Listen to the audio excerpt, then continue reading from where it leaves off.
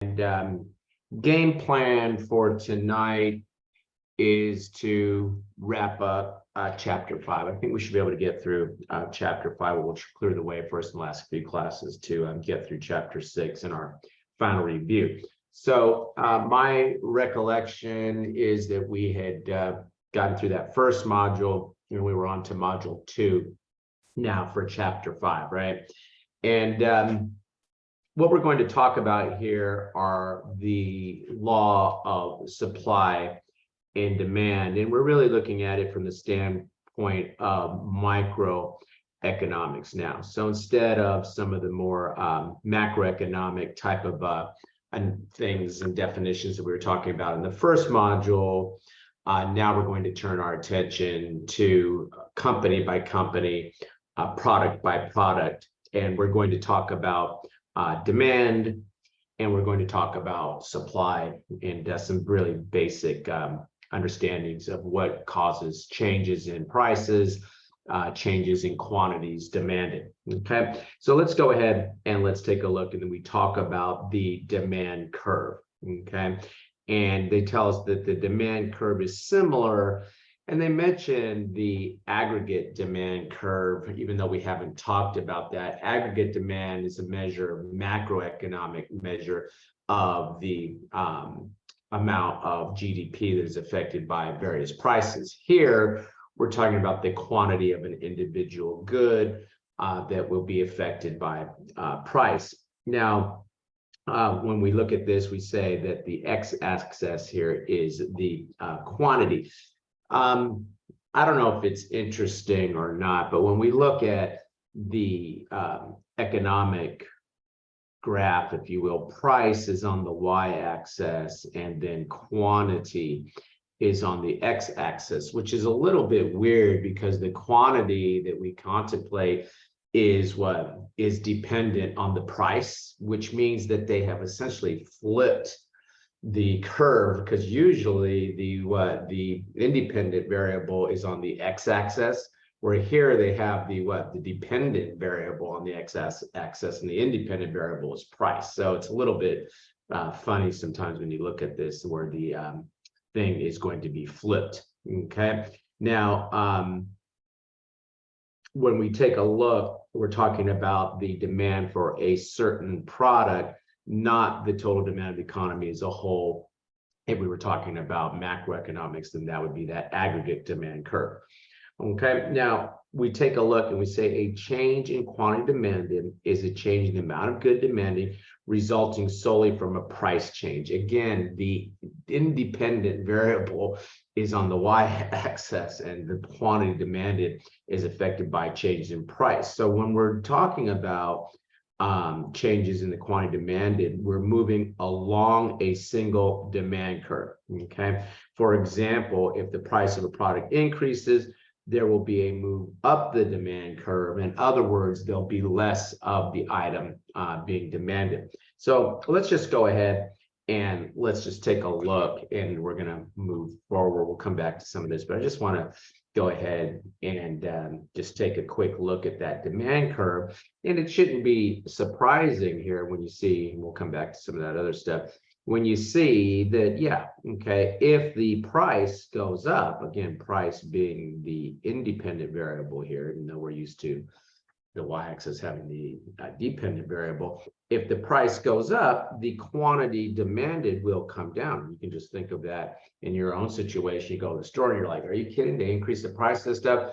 I'm putting it back, okay? And you don't end up buying that. Now, that is movements along the demand curve. I think where we really tend to concentrate more of our time is when we start talking about shifts in the demand curve, and we'll come back to some of that here in a second. Okay, now you come over and movement along the demand curve, which we just saw. A change in demand is the change in the amount of good demand resulting from a change something then other than the price of the good. And we'll start to talk about how that works when we start shifting those demand curves as we come up here in a couple minutes. Okay, now there is a substitution effect, and the substitution effect refers to the fact that consumers tend to purchase more or less goods when prices fall, rise in relation to the price of other goods. The substitution effect exists because people tend to substitute one similar good for another. Okay, so what happens? If the price of Pepsi decreases, for example, the price of Pepsi decreases, it will be used as a substitute for Coca-Cola because they are similar goods. There's also something called the income effect. And what so you can go ahead and flashcard substitution effect, what that means. And then you can all go ahead and take a look at the income effect. The income effect means that prices are lower with income remaining constant. People will purchase more or all of the lower price products. Okay. And so you can go ahead and flashcard that. Now, where we tend to pour more of our analysis in microeconomics is on shifts in the demand curve. Okay, and the shift in demand curve is from factors other than price. And we're going to take a look at some of these factors and they give us a mnemonic for those. And we're going to flashcard those factors that cause a shift in the demand curve. But what I want you to do is come over and just take a look, okay, at this chart. Okay, and so what happens? We're sitting here and let's say we're starting at D1, okay? And something happens that causes the demand curve to shift out to the right. Well, what does that mean? That means that even though prices are going to go up, we'll still have what? We'll still have the same quantity demanded because something has happened that has increased the demand for that product. Conversely, if we have a start at D1 and we shift the demand curve to the left, that's telling us that something has caused that product to be less desirable. And even though the price is lower, we're going to still have the same amount or even less demanded as prices are lower. So I look at that, landline phones, okay, cell phones get invented. Nobody wants a landline phone anymore or anything that has a cord attached to it. Everything needs to be wireless now, right? Okay. So these are shifts in the demand curve and they are not brought on by price. There's price factors other than price cause these shifts. So let's go back and they do give us a mnemonic, which I'm going to ask you to just go ahead and flashcard. Okay, for this, the mnemonic is W R I T E N. Okay, because that's what written. Okay, W-R-I-T-E-N. But I just go ahead and flashcard these. Okay, let's just take a look at some of these factors that are going to cause the demand curve to shift. Okay, so a positive or negative change in wealth will cause a shift in the demand curve. For example, if people become wealthier, it may shift the demand for luxury goods and, for example, high-end sports car. Now, they don't say what the shift is going to be, but this example is going to shift to the right. I've got more money that I can spend now, so I'm willing to pay more for the same quantity, right? Okay. Now you come over and we have change in the price of related or substitute goods. If the price of similar goods increases, demand will shift to the right for the original good now perceived to be a bargain. So something else, price went up. Say, well, still a better bargain, better deal than this price of this other thing, the substitute good that went up. Demand curve will shift to the right. Okay, an increase in consumer incomes will shift the demand curve to the right, and we saw that in the graph, which any of these could have been a shift from D1 to D2 in the example. We saw that that would be the case for anything that shifts that demand curve to the right. For example, as that employment in local communities, primarily retail based, because employees' commissions rise during the Christmas season, those employees will have additional consumer income. Okay. Now you come over and you take a look at changes in consumer taxes or preferences for a product. And consumer preferences for a given product increase or decrease, there's a shift in the demand curve. For example, in the clothing industry, has a revival of the 60s era. The demand for bell-bottom jeans, retro clothing will increase. To me, the good example of a shift to the left is for men's hats. Okay, if you look at a picture from the 50s, late 50s, early 60s, everyone's wearing a hat in those pictures. Men are all wearing hats. Okay, what happens? John Kennedy is elected president. He's got this great head of hair. He doesn't want to wear a hat because it messes up his hair. He stops wearing hats. Everybody stops wearing hats. And that was the end of the men's hat industry, or not the end of it, but it certainly did what? Shifted that demand curve. I don't care, how much you're going to lower the price of the hat. I don't want it. I don't need to wear that men's hat. Okay, so that would be another example of changes in preferences or taste. Okay, changes in consumer expectation. If consumers anticipate there will be a future price increase, immediate demand will increase for the product at that lower price. Okay, and then changes in the number of buyers served by the market, increasing number of buyers will shift the demand curve to the right. And they give an example here. As the population becomes older, there's going to be more buyers of healthcare. And so if you were to go to, maybe a more, like Florida or Las Vegas or something, presumably you could charge more for healthcare, right? Okay. Okay, good. Now you come over, and again, we've seen the shifts and how the shifts will affect price for the demand curve. Now we go at the supply. Okay, and let's take a look at the supply curve.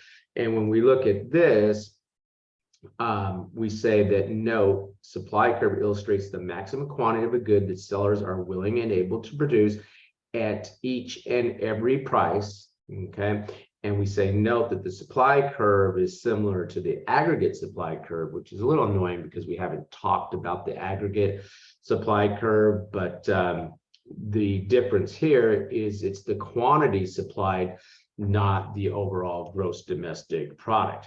Okay, so the quantity supplied is the amount of good that producers are willing and able to produce at each and every price. Now, when we move along the supply curve, okay, a change in the quantity supplied is represented by movement along the supply curve. When prices change, there'll be a movement up and down the supply curve, and that will affect the quantity supplied. Again, the X and Y axis is being flipped here, so you're always kind of, to me, talking backwards, that the Y axis is what's influencing what happens on the X axis. So you take a look, and let's take a look at changes in the supply movement of the supply curve. A change in supply is the amount of a good supply resulting from a change, something other than price of the good. And we'll talk about those shifts here in a couple seconds. Okay, but go ahead and flip over now to the supply curve,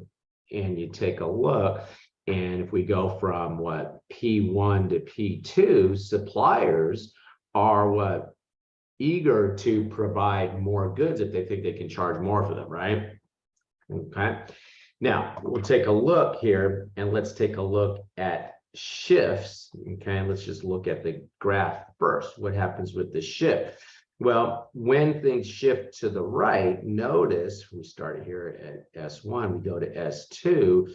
Notice here that there's an increase in supply, and even though the price may not be going up here, they're still willing to supply more for some reasons. And we'll see, for example, maybe the cost of inputs has decreased, or maybe there's been a technological advancement that has lowered the cost of these items, and so that'll shift that curve up to the right.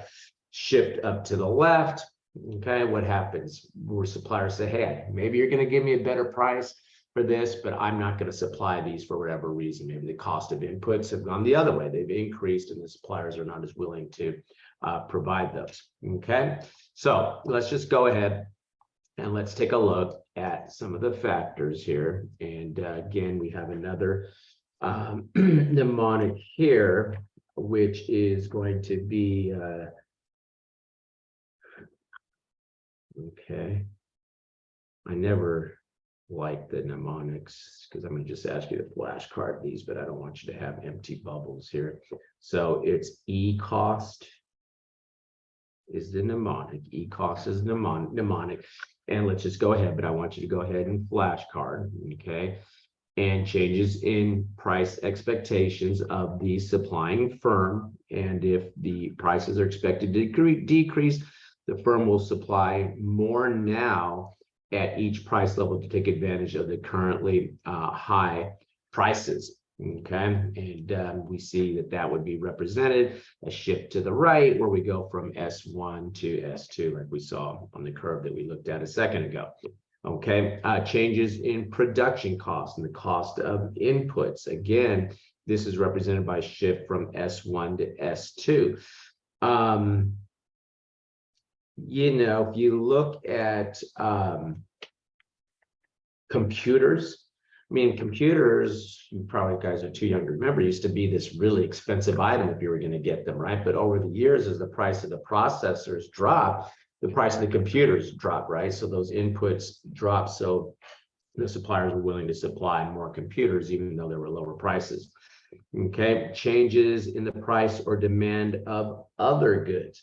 So decrease in the demand for another good supplied by a firm would cause the firm to shift its resources and increase or decrease the supply of the remaining good. So you can see this example here, and I just want you to flashcard. You don't have to flashcard the examples here, guys, but I want to go ahead and highlight and read with you this example. Assume that a firm produces two products, butter and margarine. If there is an industry-wide increase in the price of butter that lowers butter's demand, the firm shift its production to making more margin, causing a shift in the supply curve for margin to the right. Okay, changes in subsidy or taxes. Okay, decrease or increase in subsidies would increase the amount supplied at each price level. In contrast, assume that a local company produces cigarettes and there is a tax levied on the sale of cigarettes. The company believes that its tax increase will negatively affect the demand for cigarettes, so it will decrease the supply of the cigarettes. Then it will shift the supply curve to the left, which is probably a good thing to decrease the supply of cigarettes. Okay, and then you come down and what changes in technology and improvement in technology would cause a shift to the right.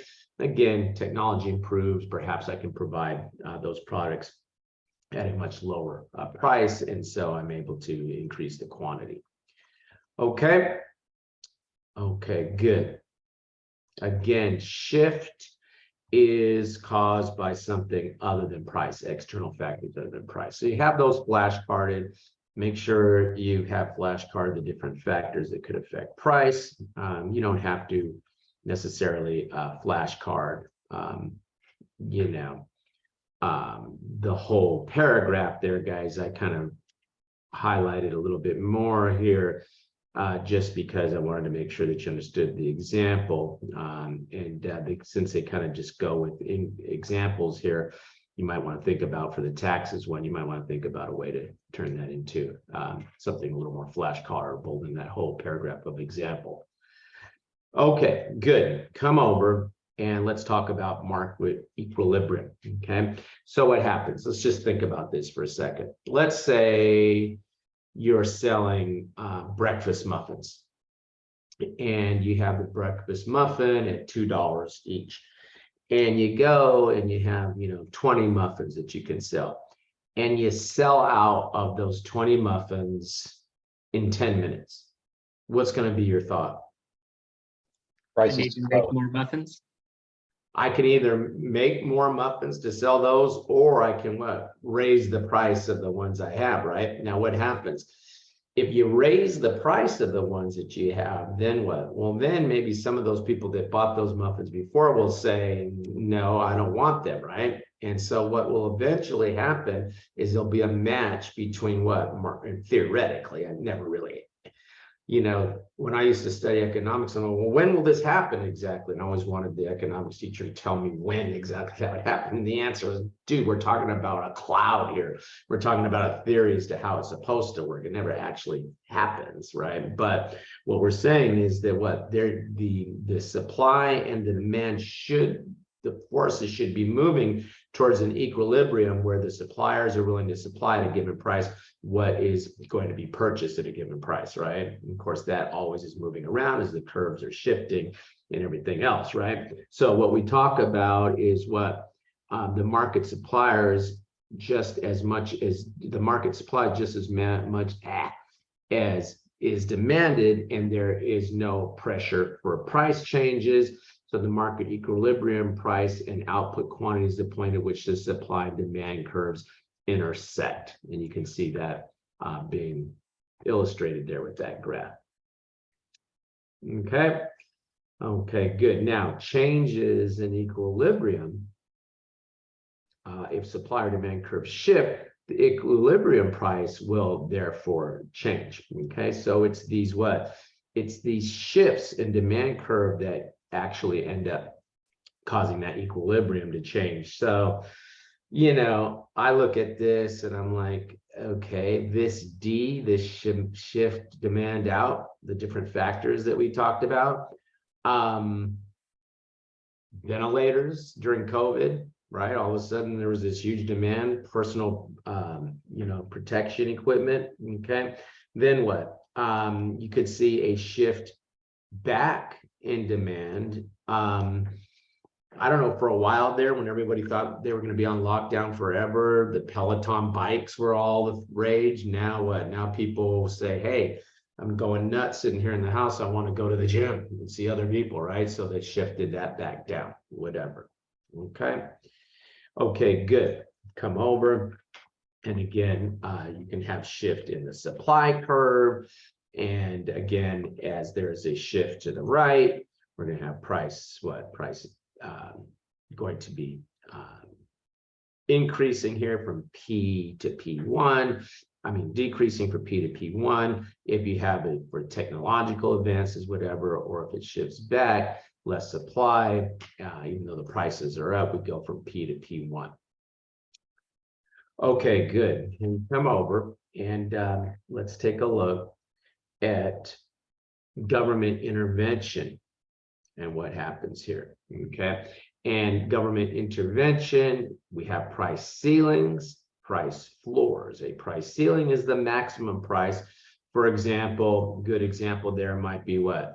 Might be rent control, right? Hey, I'm not going to be willing to provide an apartment building, whatever, if I know that I can only get so much, so much charge, so much rent.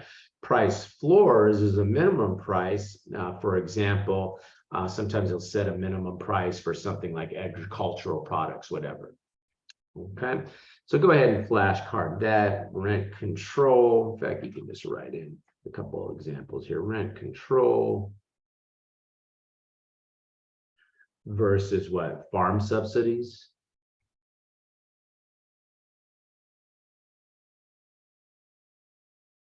Okay, go ahead and flashcard those. Price ceiling, price floors.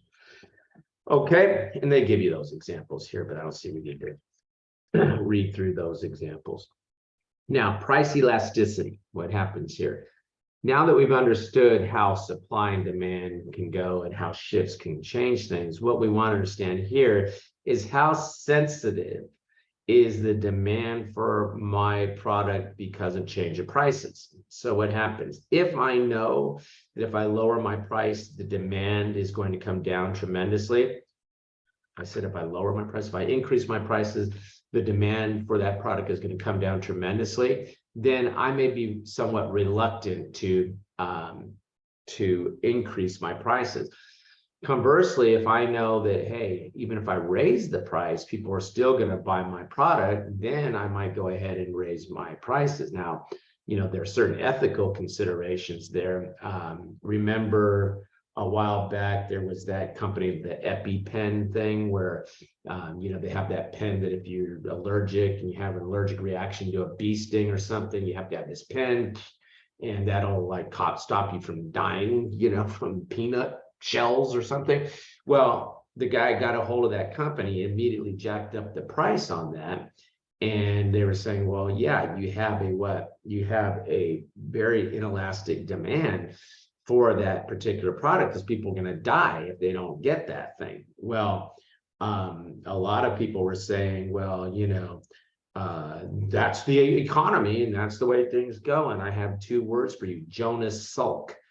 Jonas Salk invented the vaccine for polio, and he didn't patent it to make it broadly available. So there are ethical considerations as well, right, that you would need to consider in all this. But we take a look and we say that the price of elasticity, okay, the price elasticity of demand is this percentage change in the quantity demanded divided by this percentage change in price.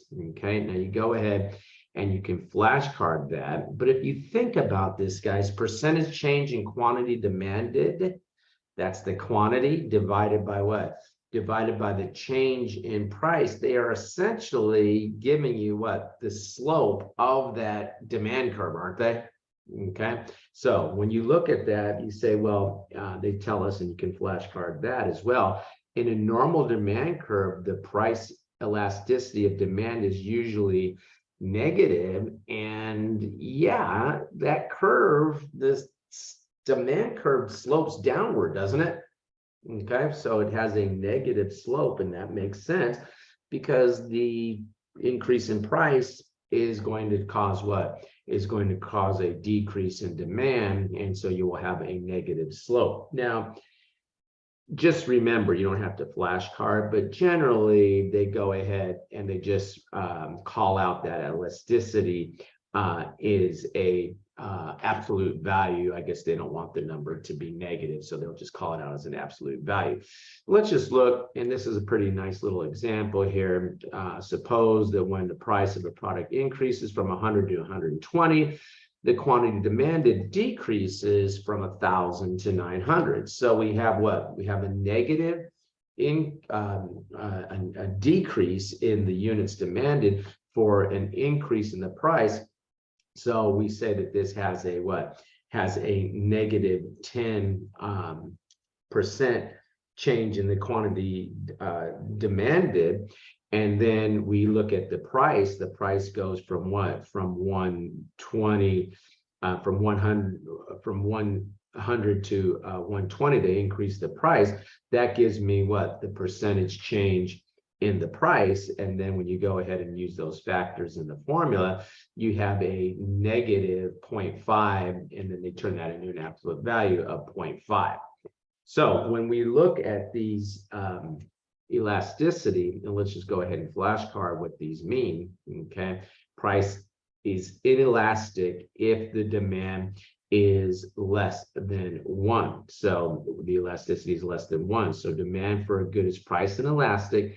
If the absolute price elasticity is less than 1, the smaller the number, the more inelastic the demand for the good. So we're not having a 1-for-1 or a greater than 1 change in the quantity demanded for a change in price.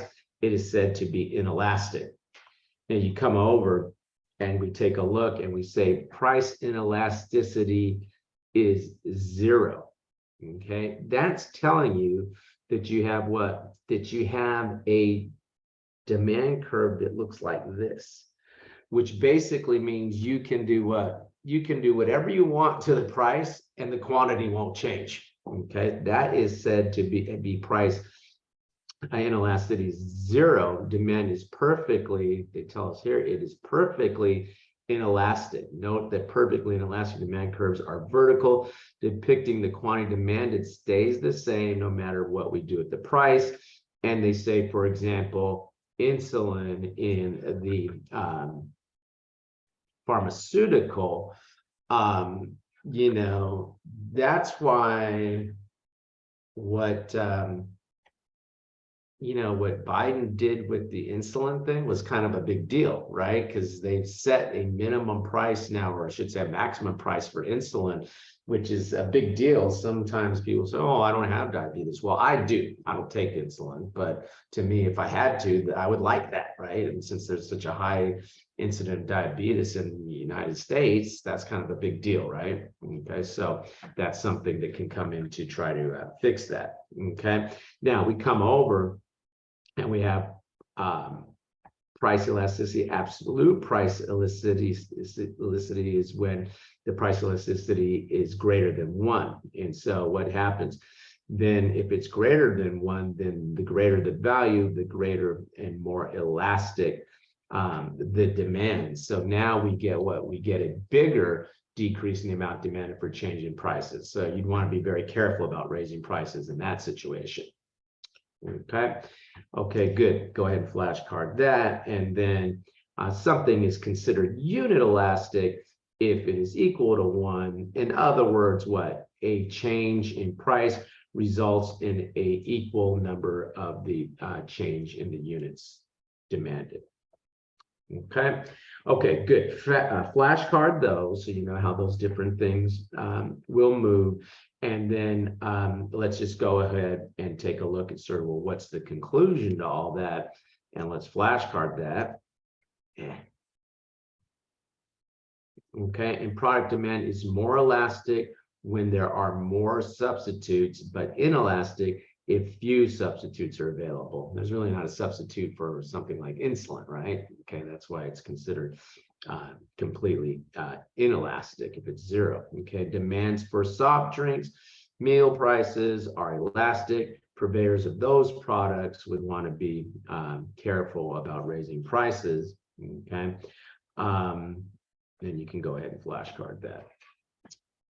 Okay, and then you can take a look at this graph or this table down here. Okay, and let's just look at this. They kind of give it to us up there in the paragraphs, but let's just take a look at this table. So what are the impact of a price increase on total revenue? Well, if it's what? If it is inelastic, right? Straight, I can charge whatever I want and revenue will increase, right? If it's elastic and I increase the price, my revenue is going to decrease because there's substitute products and whatnot, right? Okay. If it's unit elastic, then there'll be a 1-for-1 change. Revenue will not be total revenue will not be affected by that.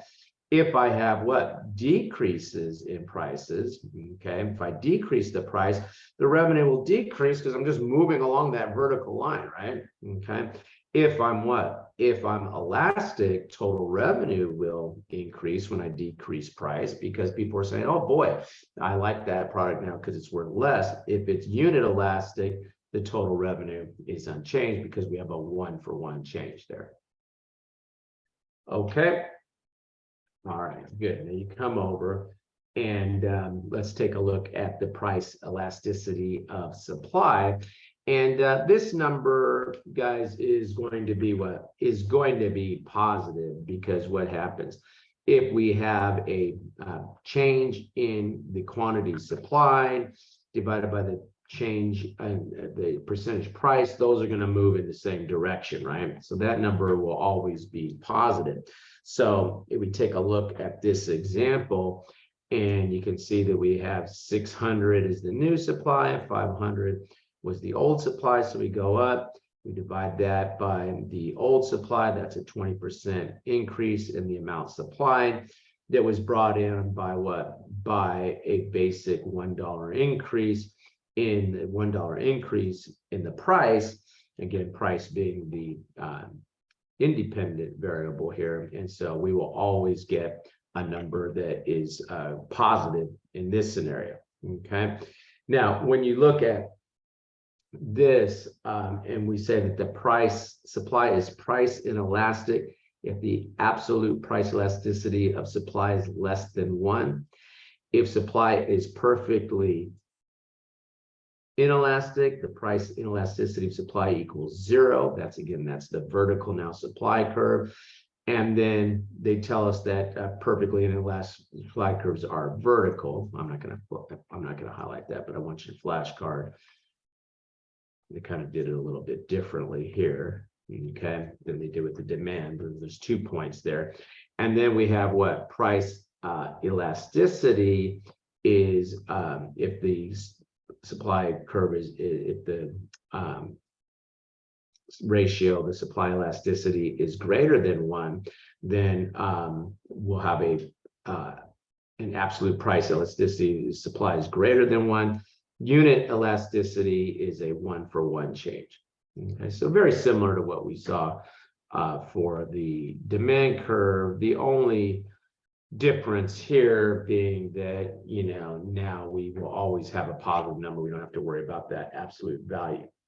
Okay, now let's look at some of the factors in the feasibility of products, of storing the product affecting this. So the feasibility of storing the product will affect the price elasticity for supply. For example, a product that can be produced and stored until needed may have a high elasticity of supply. When the prices increase, the product is available to sell. Prices increase, we just pull the stuff off the shelf and start selling it. Okay, perishables such as fresh flowers cannot be stored very long and may have low elasticity because it's more difficult to increase supply when prices rise. I can't just all of a sudden, grow flowers that I didn't have before. Okay, now the conclusion there then, you can flashcard that the time required to produce and supply the good will affect the price elasticity of supply. For example, longer production line leads to lower price elasticity.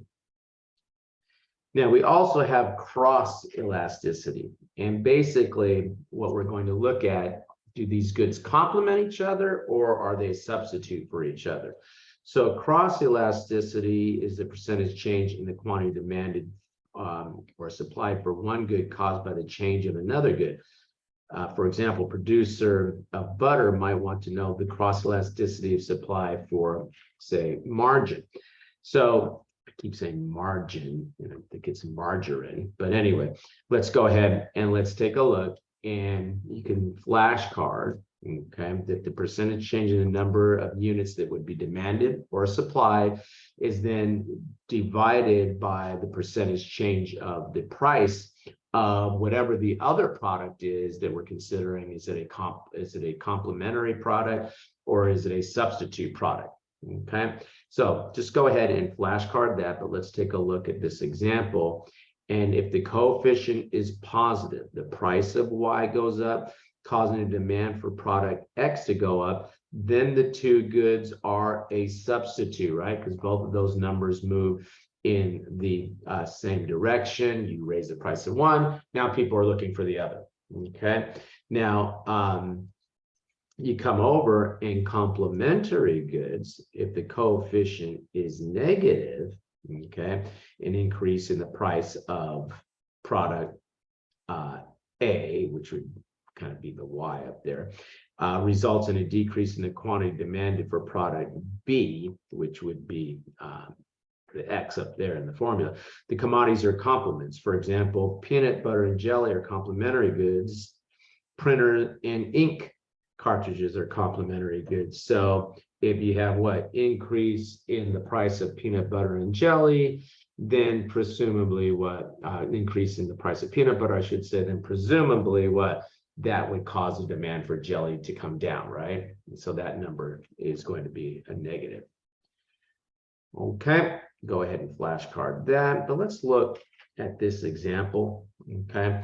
And we have this table, and it indicates below the price of sirloin steak and the effect on the quantity of steak sauce, okay?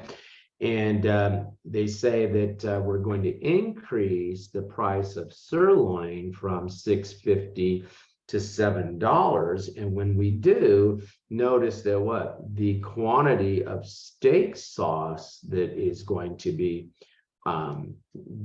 demanded or sold is going to come down. So these are what? These are complementary goods because we have that negative effect, right? Okay, so you can see that when we use the numbers to calculate here, and I'm not sure that the numbers are the key takeaway here, just knowing that that is going to come out and give us what? As the price of one goes up, the demand for the other comes down. That results in what? In a negative number. These products are complementary.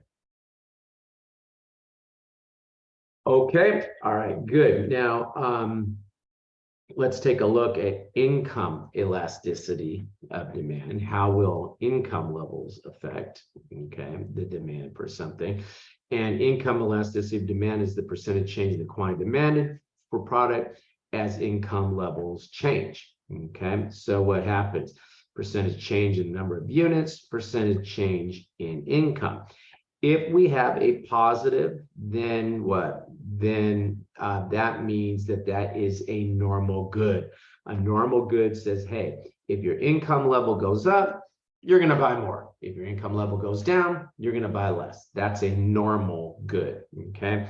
Now, if we look, we could have an inferior good. An inferior good says what? Hey, as my income levels go up, I want less of this thing. Well, that means that what? It must be an inferior good, because if it was, a normal good, we'd want more of it as our income levels go up. Okay, so you can go ahead and flashcard that, but let's just go ahead and take a look at this example here. And they tell us as your income goes up, you can go to more luxury, frivolous, whatever you want to call it, type things. I guess these days going to a sporting event is a luxury, the way they're making them so expensive now. But what happens as we go from 100,000 to 120,000, instead of going to 5 sporting events, we go to 9. So what happens? The number of sporting events went up as my income went up. And so this is what? This is a normal good. Okay, even though, and it's a little bit they say normal good, but they don't use that term. It's almost kind of like a luxury good, right? The more my income goes up, the more, but they don't call it that. They call it normal versus inferior. Okay. Okay, good. Now let's take a look at a couple comments here regarding inflation a little bit. Okay, and we've heard a lot about this in the news. Okay, and we know that inflation is a sustained increase in the general prices of goods and services. Okay, and you come down and they start talking about, well, what about investments? What are going to happen here? And if you have fixed rate debt investments that pay a coupon every month, so it's going to pay 50,000 every 6 months, whatever, and then the face value of maturity, inflation erodes the purchasing power of fixed coupon payments and the final principal payment, which therefore reduces the present value of the investment. So in inflationary times, probably you'll have fixed securities that will sell for what? Less than their face value. Okay, you can go ahead and flashcard that. Coming over and taking a look at the Hey, Professor, I have a quick question. I just want to say before you left that, do you know, is there any instance in the accounting world where they actually do account for real numbers, in other words, inflation losses on the books somehow? No, Eric, they do have certain disclosures that we make. Back in the 70s and early 80s, they actually did have price level adjustments that you would make for certain items, but they kind of got rid of that when during the 80s they got inflation kind of under control and it didn't seem as needed as much. So there are certain disclosures, but there are not literally journal entries associated with that. No. Okay. Yeah. Now, if these, having said that, though, if changes in inflation rates cause, cause the market value of certain investments to change, right? Then that would have an adjustment because we account for some securities at fair value, right? some bonds, if it's a trading security, we carry a fair value. If it's available for sale, we call it fair value. So the pressures of inflation would indirectly cause us to make a change in the value of those securities because the inflation could affect the value of the security. Is there any kind of, just sort of crazy, I guess you could call it a comparative statement or adjusted statement of some kind that does adjust for inflation? Because that seems like that would be, not a gap situation, but maybe an analytical byproduct or something. Maybe, if they want to compare two companies in inflation adjusted terms. I don't know. I mean, just curious if they've ever suggested this, because it seems like it would be possible. Yeah.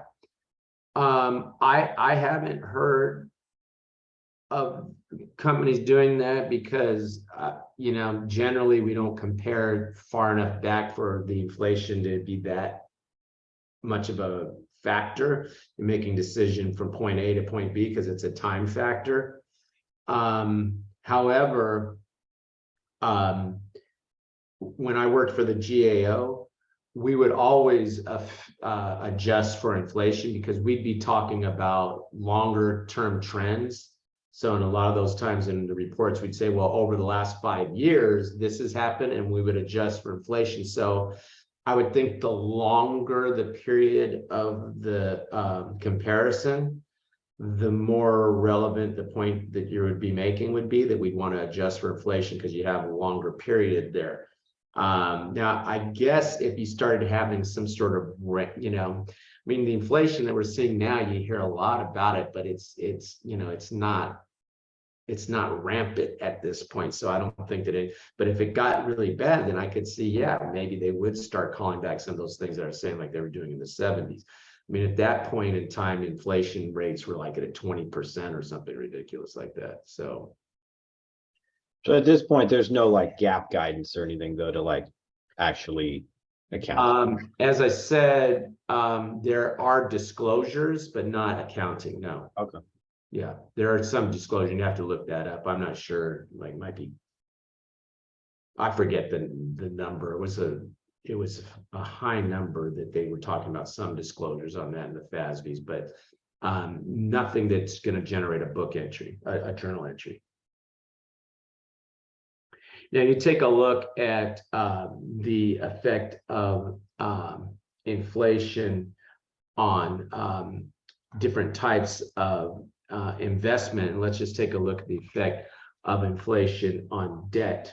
Okay, and when a company issues fixed rate debt, it locks in the coupon and principal amounts payments. Okay, and regardless of the payment mechanism, principal payments will be lower in real terms after adjusting for inflation. So where it comes in is if you're talking about, well, what would I sell this bond for if we have inflation? And so if it's $1 million 5% fixed rate debt maturing in 10 years, inflation increases at 2% per year, the company pays $50,000 in interest costs each year, and in maturity, when the company pays the principal $1 million to its debt holders, it will have a real cost of $820,840. And the way they got that was dividing the future value, the $1 million, by the inflation rate. So, you want to be borrowing money during periods of inflation. Of course,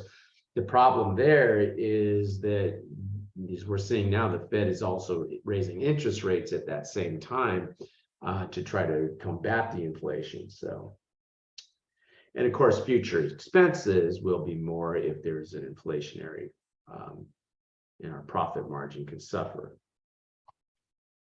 Okay, good. So let's go ahead and let's take a look. We don't need to look at that example. I think we know that inflation will cause things to be more expensive, but let's just go ahead and let's take a look now at some questions, see how we can see how these different factors will affect prices.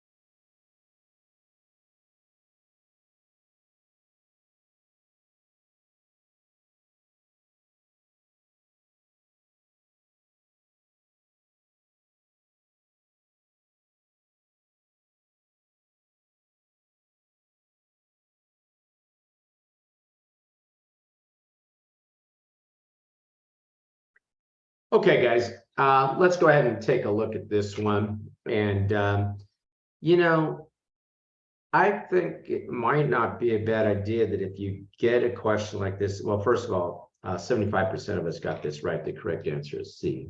Let me first do that. But let's just go ahead and take a look. And I think it might not be a bad idea that if you're sitting there on the exam and you have your scratch paper that they'll give you and you have a demand curve, right? And they're telling you here that the demand is going to do what?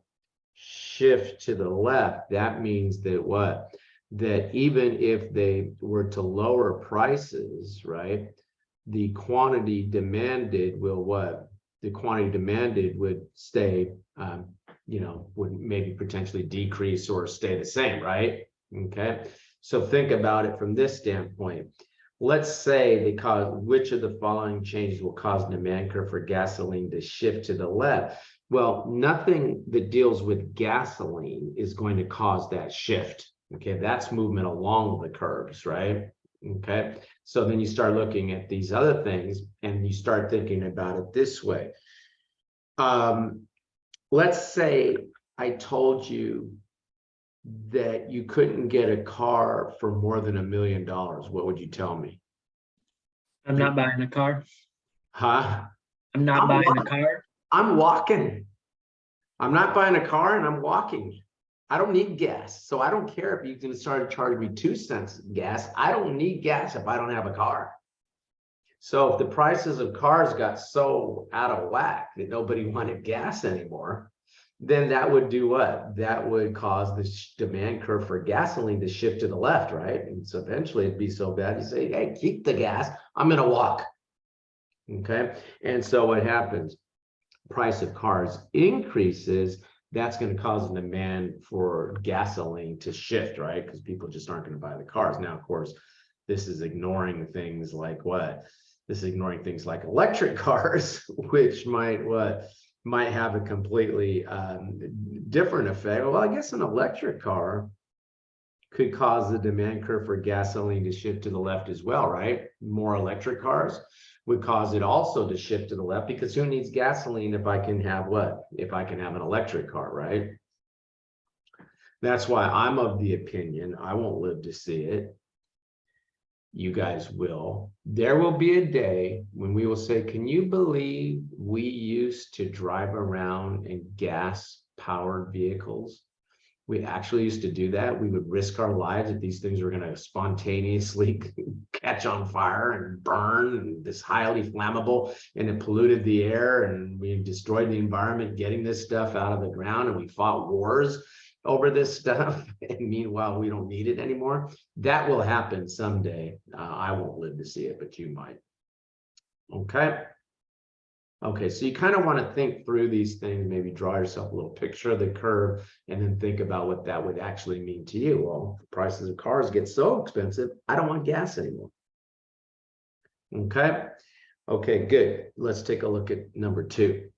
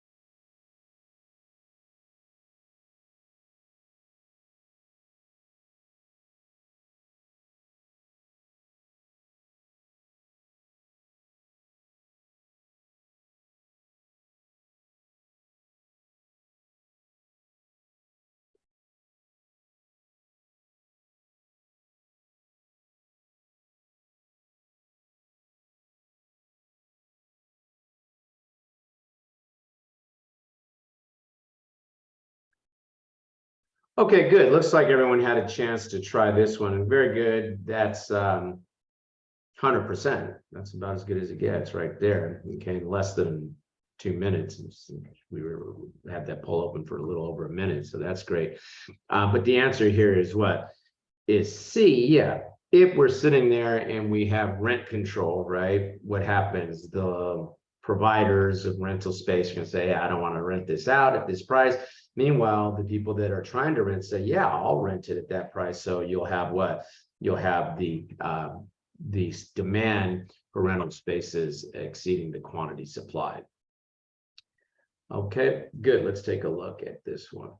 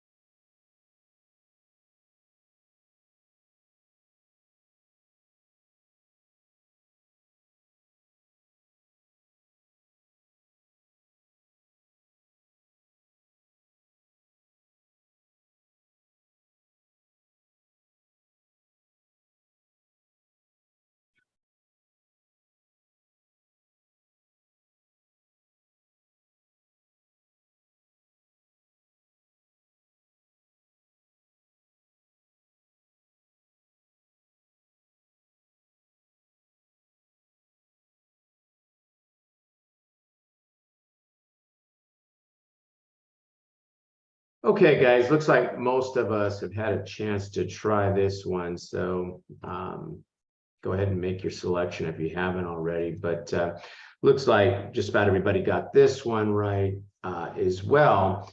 And that we say that the answer here is A, everybody got it right.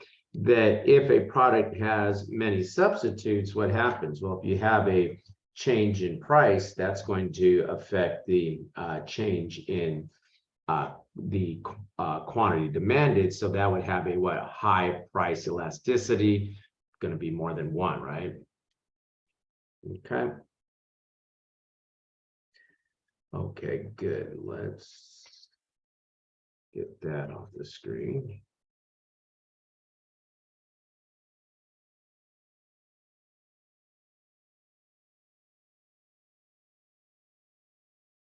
Okay, so the answer here is A. Okay, good. Let's go ahead now and see how some of these sort of basic things that we've been talking about are going to affect our business strategy. Okay, so you can come over and we start talking about, when we start getting into factors that influence our strategy, we can do something called a SWOT analysis. SWOT analysis: strengths, weaknesses, opportunities, and threats. Now, when we look at our strengths and weaknesses, those tend to be internal factors. Okay, those are internal factors. Just flashcard that strengths and weaknesses are internal factors. Okay, and you can see innovation of product lines. Okay, leadership and research and development, etc., marketing effectiveness. These are internal, and I don't know that you need to flashcard some of these details here, but do know that the strengths and weaknesses are internal factors. External factors are threats and opportunities.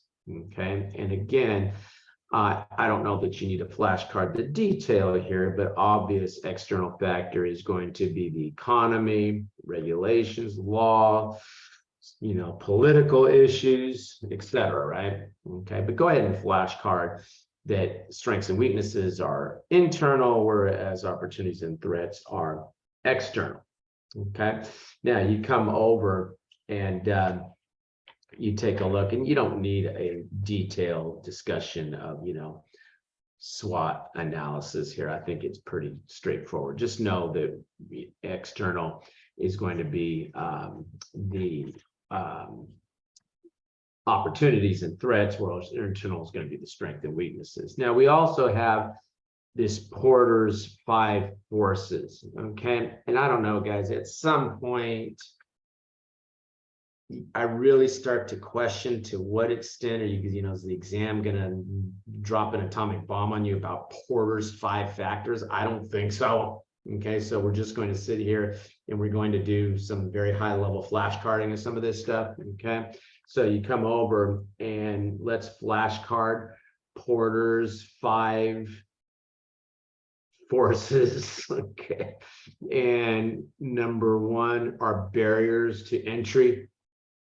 Okay, so flashcard that. Okay, then what? Number 2 is going to be market competitiveness. So you're making a flashcard here, guys. It's one flashcard that at a high level is just calling out Porter's 5 barriers, because I mean 5 forces. So 1, let's just number them. 1 is barriers. 2 is market competitiveness, and we'll come back and look at a couple of these things in more detail here in a second. Okay, but I just want you to get a flashcard that has them. Okay, 3 is existence of substitute products. Okay, so you're just making a high level flashcard here, guys, of the 5 forces. 1, 2, okay, 3 is existence of substitute products. Okay, number 4 is the bargaining power of the consumer. Okay, again, continuing that big flashcard, that high level flashcard. And then 5 is the bargaining power of suppliers. Okay, so these are the 5 forces that this Porter, I guess somebody at Harvard University put together. Okay, and these are, interesting to look at, I guess. Okay, so let's just go ahead and let's come back and let's look at barriers to entry, and let's look at the types of barriers to entry. Okay, and the types of barriers that you can see would be government regulation, supplier access, upfront capital requirements. I mean, it's pretty hard to start up a new airline. You got regulation, you got all this capital, right? Okay, so that's why you don't see, a whole lot of airlines starting up.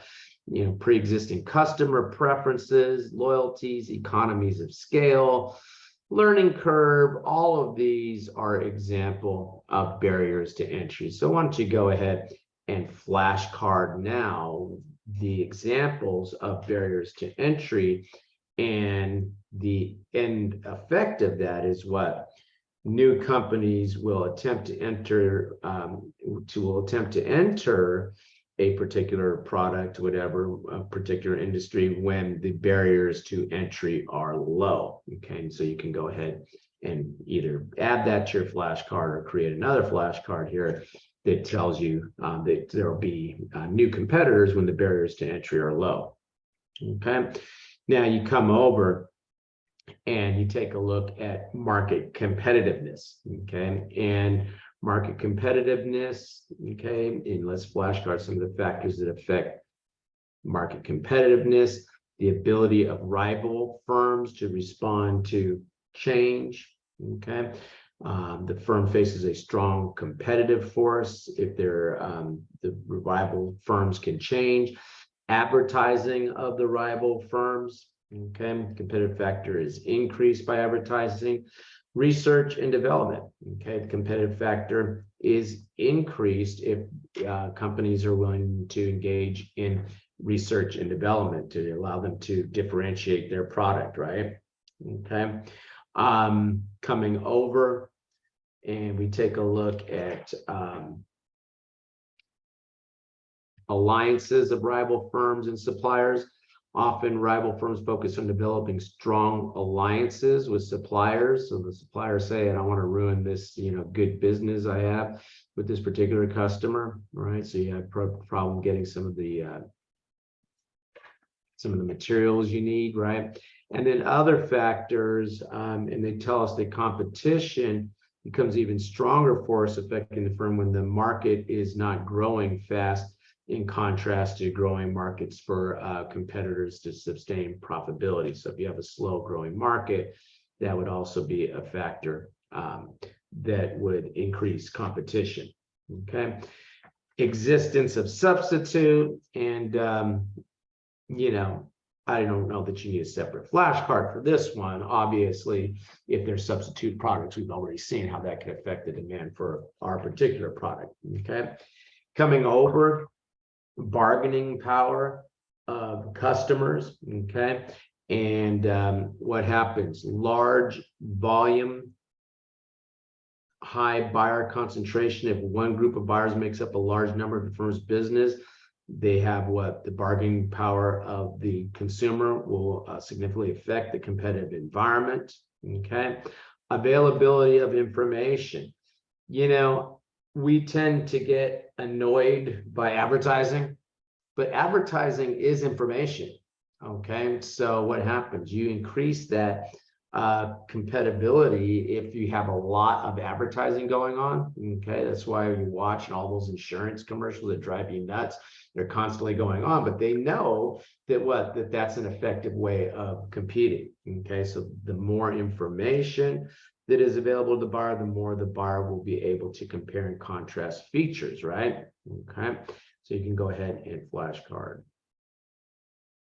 That being something that affects the bargaining power, okay? Coming over, buyer's low cost of switching products. It's easy for me to switch from one product to the other, okay? And then the high number of alternative suppliers. I can just move to another supplier, okay? So flashcard, these bargaining power of customers, and then bargaining power of the supplier. And you can go ahead and we see that when the bargaining power of the supplier of inputs process is high, suppliers can take profits from firms simply by increasing the cost of the inputs to the firm's production process. So that would happen if the firm is unable to change suppliers, or the reputation supplier in its demand for goods. If they have a good reputation, then the customers are not going to want to change. That's a bargaining power for the supplier, okay? Then you come over, and we can have types of competitive strategy. So let's take a look, and you can see that we could take a cost. Let's take a look. The overall competitive advantage is determined by the value the firm offers to its customers minus the cost of creating that value, okay? So we could take a cost leadership approach. So cost leadership, and you can flashcard the cost leadership, that we could take advantage of cost leadership in two ways. And let's go ahead and flashcard that. Cost leadership could allow us to build market share. So if the firm lowers the price of its products below the price of competitors, it may be able to gain market share by securing a larger part of the market, okay? Or we could do what? We could match the price of our rivals. So we're always competing on price, and that is useful if you are in a cost leadership strategy. Now, you come over, and we could take a differentiation strategy, okay? With a differentiation strategy, we're going to try to make our product to be more unique, okay? And it'll allow us to do what? Build market share, okay, by pricing our product below what we would charge to recoup the premium with the standard number of buyers and try to recover its cost because it captures more than the average market share. Or we could do what? Simply increase our price because we have a differentiated product. Okay. Now, what happens when we look at the 5 basic competitive strategies? We have what? We have the that we've really already talked about, but let's flashcard this.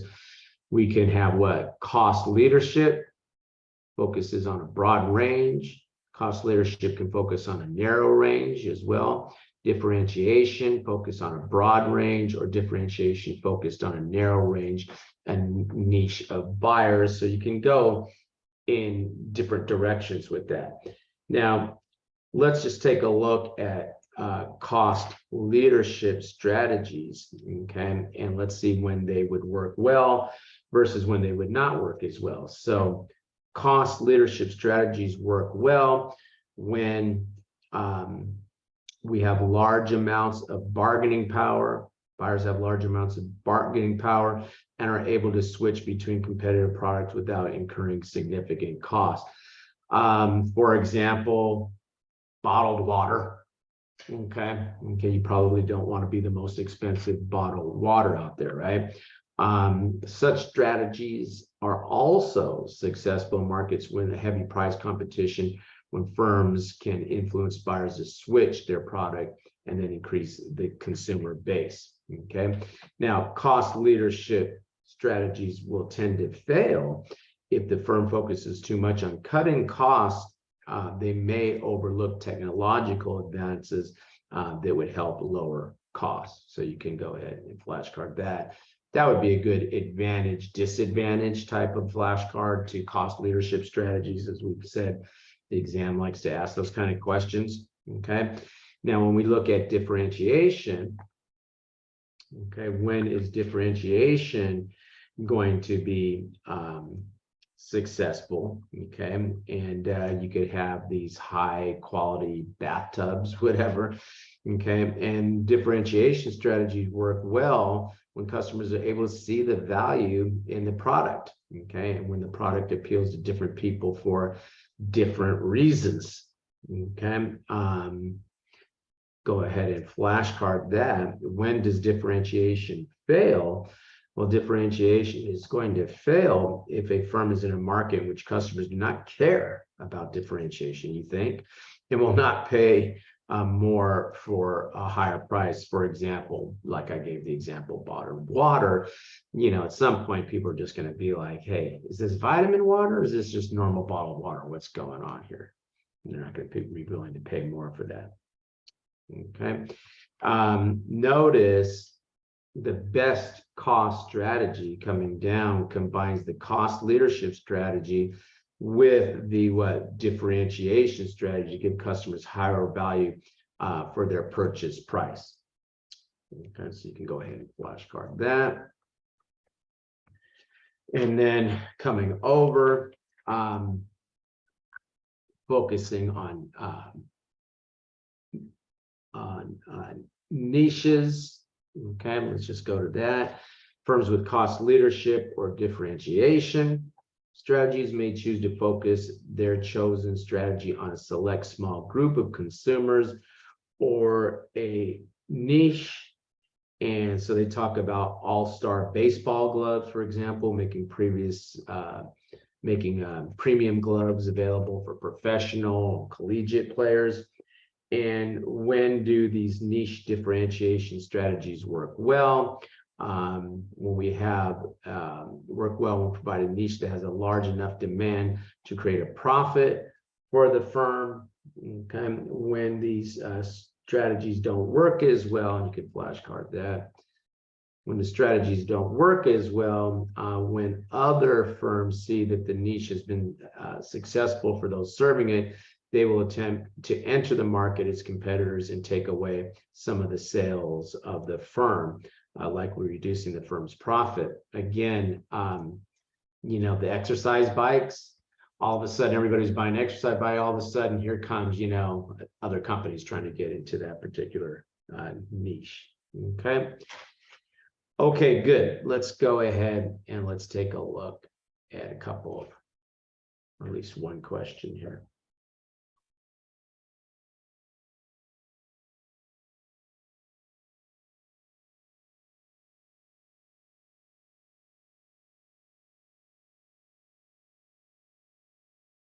Trying to get the poll, guys.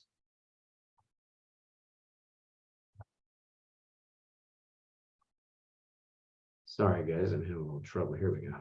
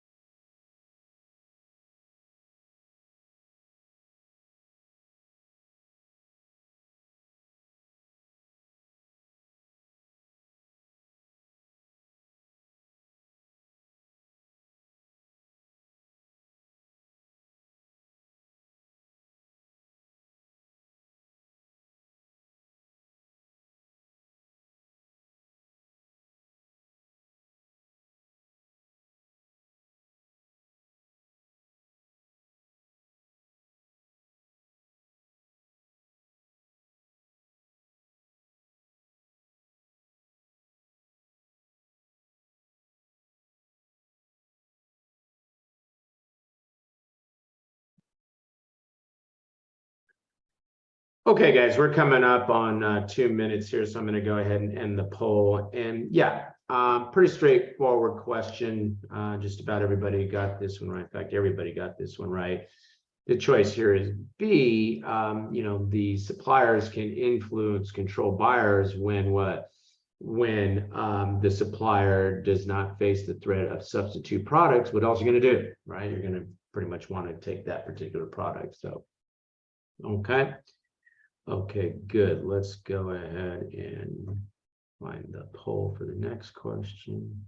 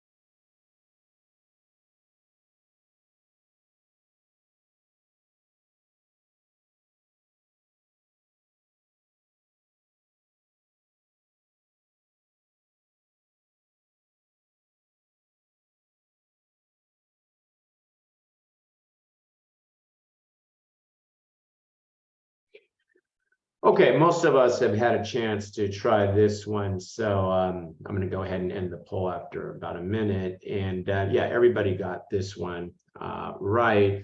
Differentiation strategy is going to fail if we're sitting here and the value of the differentiation premium does not exceed its cost. No one's going to be willing to pay for that, right? Okay. All right, good. I'm showing just about 6:25, okay, or 6:27, close to 6:30. Excuse me. So why don't we come back and pick up here at 6:40, and we'll cover our last couple of modules here at chapter 5. Okay. I'm going to pause the recording so somebody remind me if I don't remember to start it up when we come back. The recording.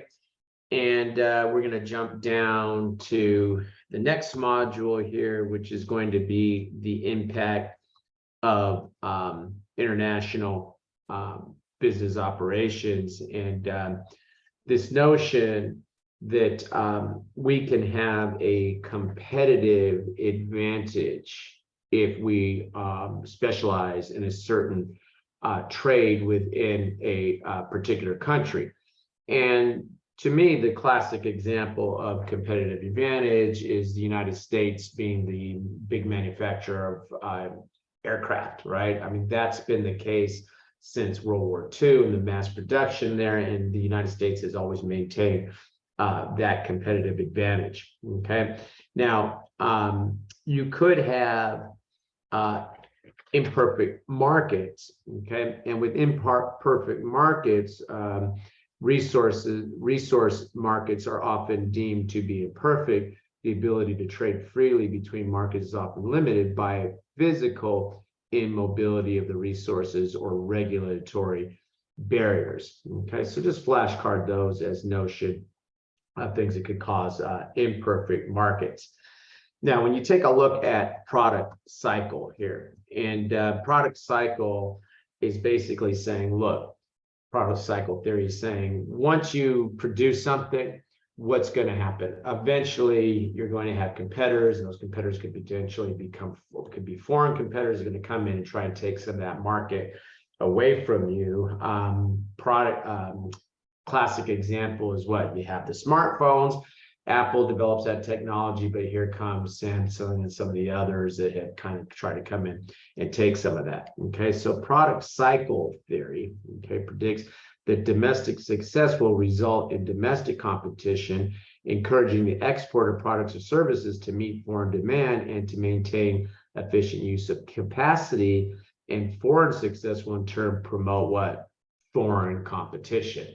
Okay, so you just kind of think about the Samsung phone now versus the iPhone, and now that competition. Okay, now you take a look at methods of conducting international business operations. Okay, and let's just go ahead and let's just flashcard at a high level. Okay, the different methods. Okay, we have licensing, franchising, and we have joint ventures. Okay, now go ahead and flashcard those as a high level. We don't necessarily need to go through these illustrations, but licensing says what? Hey, and this is actually the case with Becker. I went to the Middle East with Becker 1 year, and then the next year I went to Asia with Becker, and we were trying to encourage folks to take the Becker course there. But the companies that deliver the course in those countries, they have a license agreement from Becker to provide the course. So it's not Becker providing the course, it's these other entities that they've signed a licensing agreement with. Well, that's a way of expanding your product internationally, right?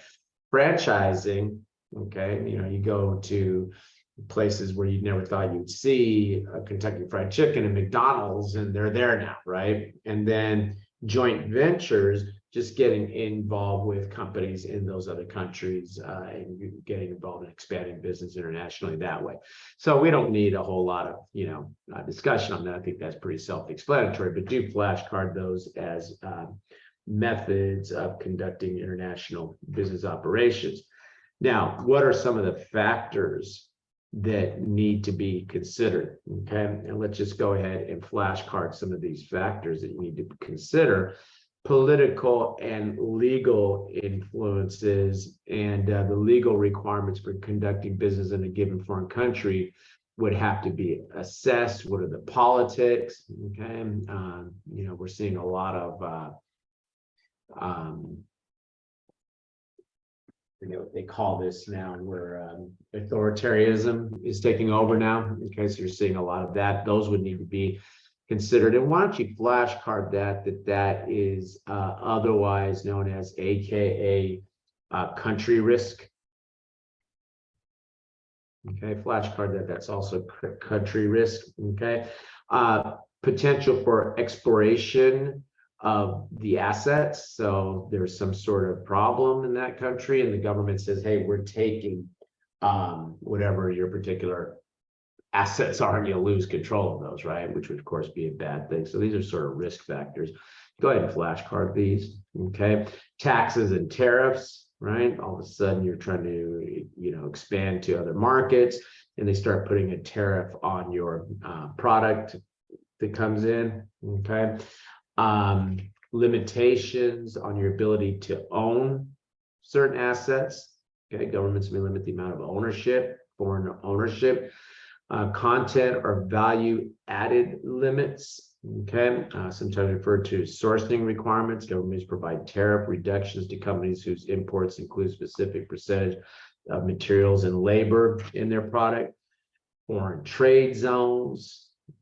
Okay, where tariffs are waived until the goods leave that zone. That probably would be not so much a risk as a good thing. Okay, so you can go ahead and flashcard some of these relevant factors here for assessing the effect of the international business. Economic systems are consideration. And if you have a centrally planned economy, okay, factors of production are owned by the government. Okay, so you can flashcard that. If you have a market economy, then what? Then it's not so much the government, but it is the individual companies that own those. And you can go ahead and flashcard that as an example, market economy, the US being the classic there.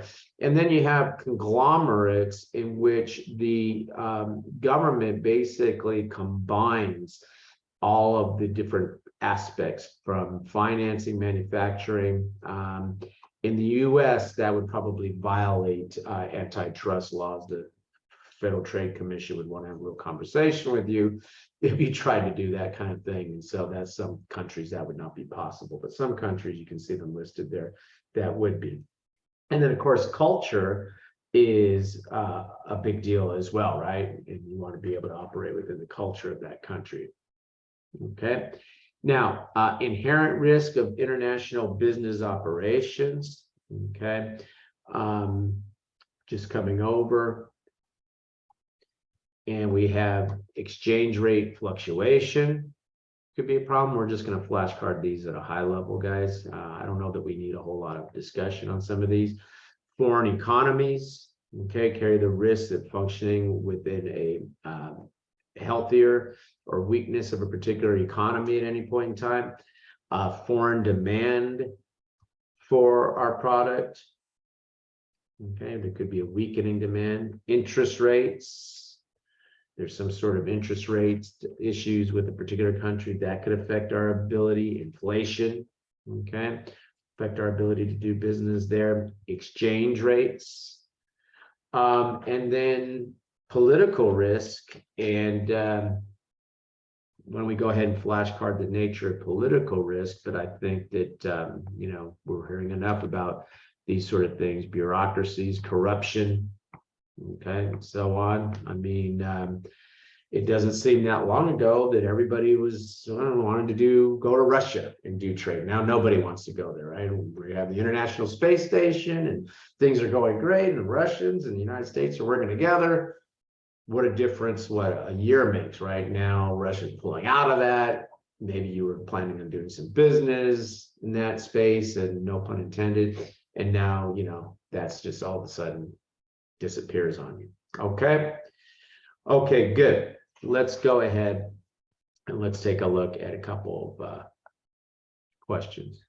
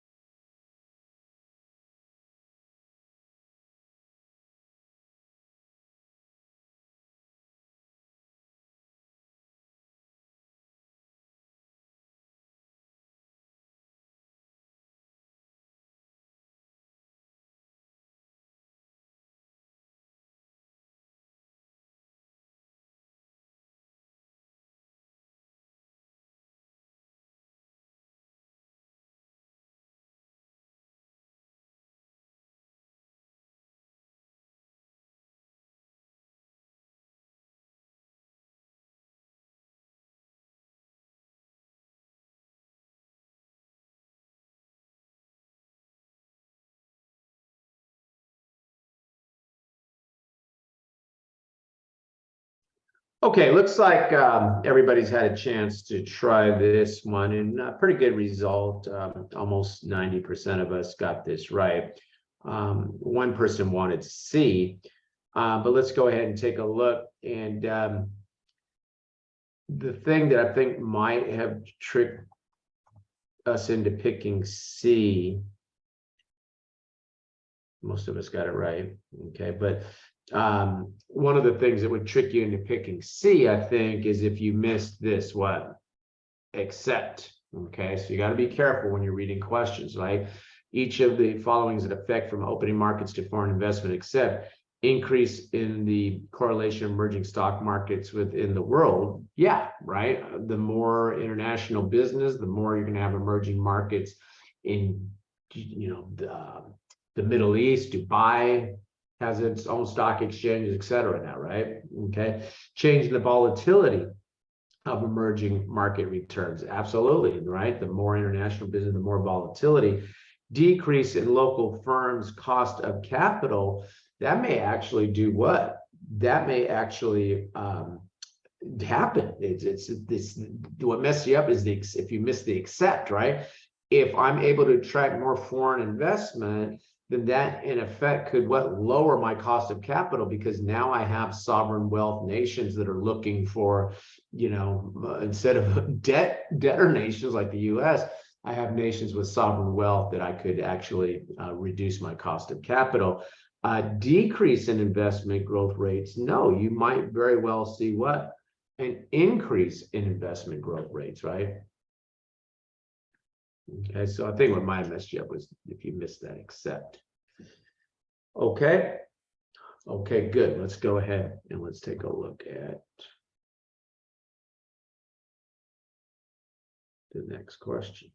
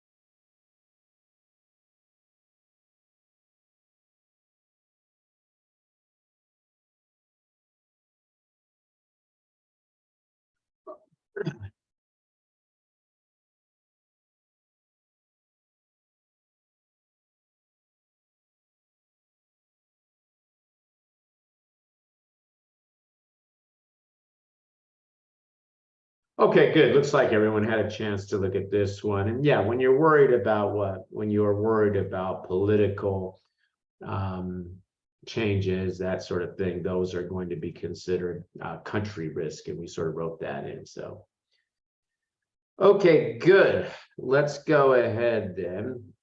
So A was the correct answer. Let's go ahead. Everybody got it.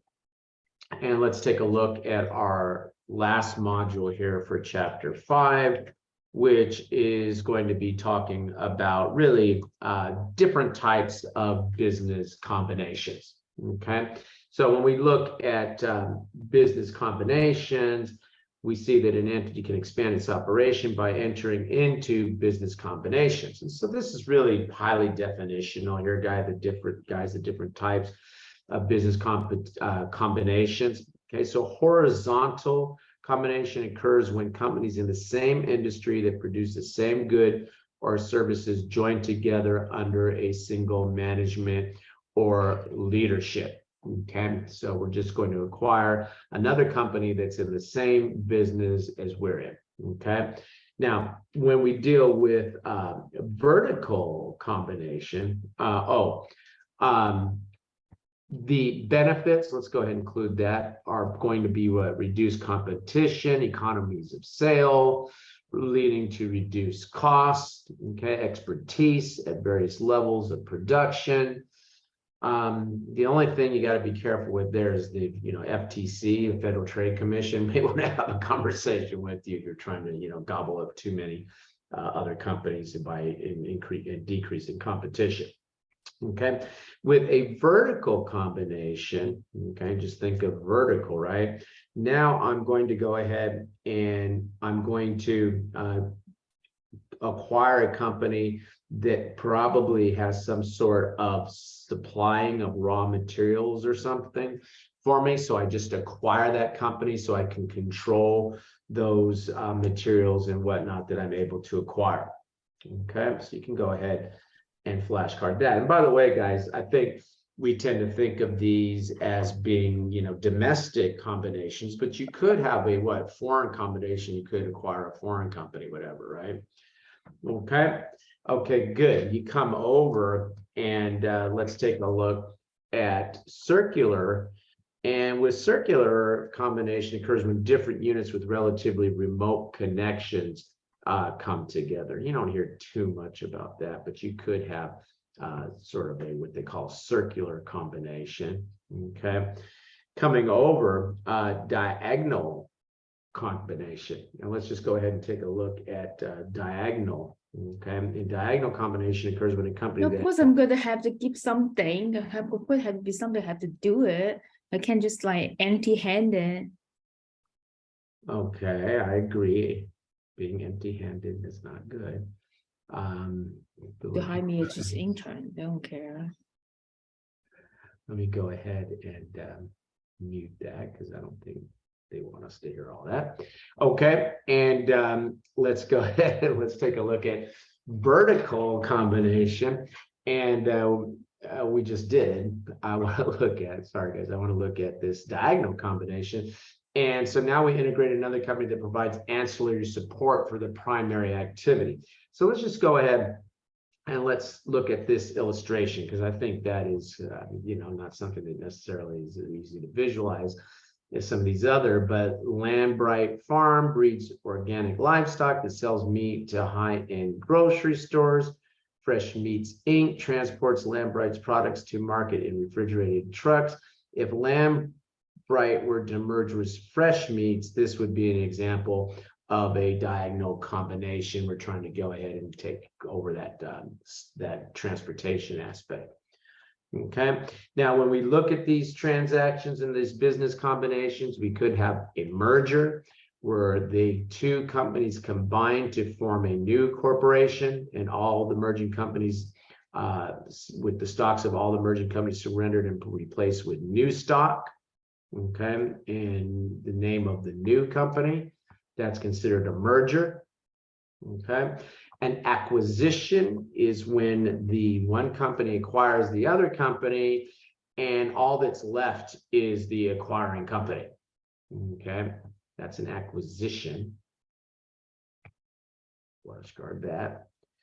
Okay, and then if you look at a tender offer, now the acquiring company goes directly to the shareholders and basically buys the stock from those shareholders. That's considered a tender offer. Okay, and then we don't necessarily have to buy the entire company. We could come in and do what? Cherry pick certain assets that we want of that particular company that's maybe dissolving, whatever. We come in and we're going to buy all of the buildings, equipment. Maybe it's an airline that's going out of business. We're going to buy all of their equipment, that kind of thing. Okay, good. Now, if we are going to divest, okay, there are different definitions for different types of divestitures. So we could sell off an outright sale of a subsidiary because, for example, a subsidiary core's competencies do not align with the overall company. We go ahead and just sell them off. Okay, we could have a spin-off, and with a spin-off, we create a new independent company by separating a subsidiary business from the parent company. So maybe you're going to get into some different line, maybe similar, but a different line. You go ahead and just spin that company off. An equity carve-out occurs when a subsidiary is made public through an initial public offering, thereby creating a new publicly listed company. You can flashcard that. Okay. All right, good. Let's go ahead, guys, and we're going to get out early today, but let's go ahead and take a look at a couple questions before we adjourn.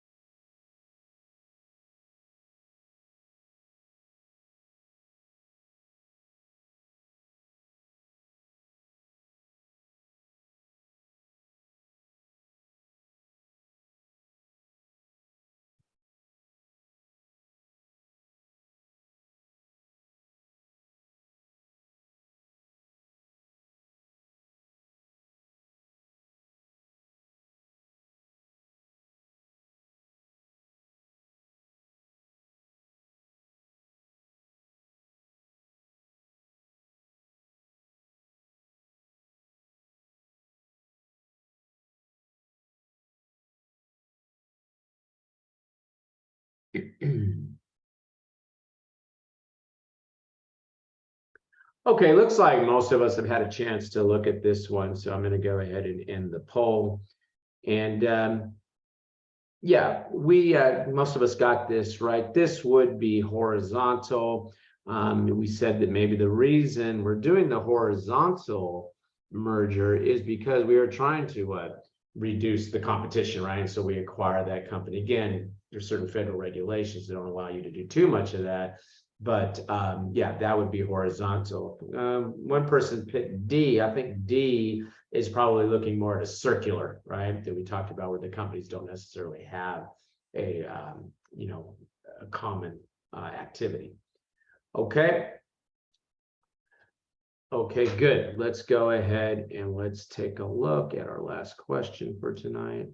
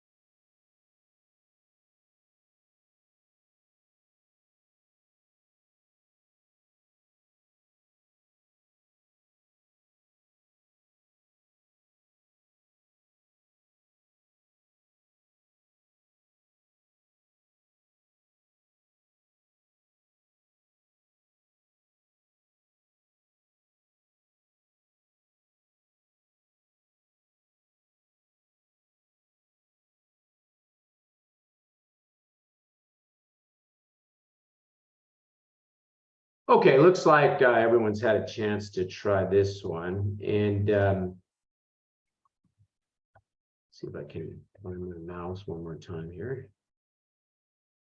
Okay, yeah, just about everybody got this right. This is an example of a sell-off, not a spin-off. Okay, spin-off would be if I was going to create a new company, right? Where this is sitting here saying a sell-off is I'm going to get rid of this part of the nursing home, and I'm just going to focus on home care.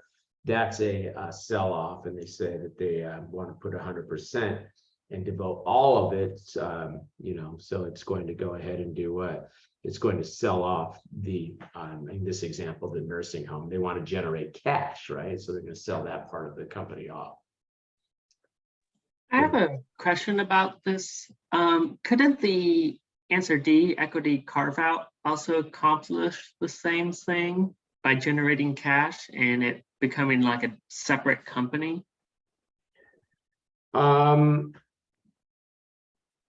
Well,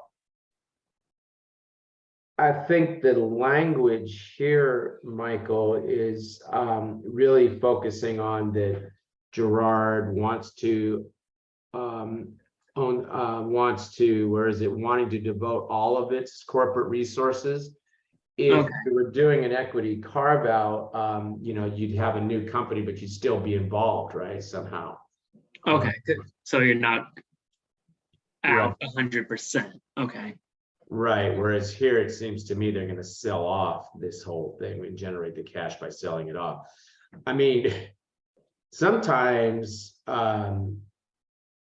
it doesn't happen that often, but I've heard of cases where companies that are using this kind of strategy that this Gerard is using here, they'll just give away the piece that they don't want to be involved in anymore. Here, they're selling like they're going to generate, so it's a sell-off. Okay. Yeah, that makes sense. Thank you. Mhm. Okay, guys, well, I'm going to go ahead and adjourn us there. We will reconvene next week. I'm hoping that we will be able to get through chapter 6 next week so that we can still have time to do the final review by our last meeting.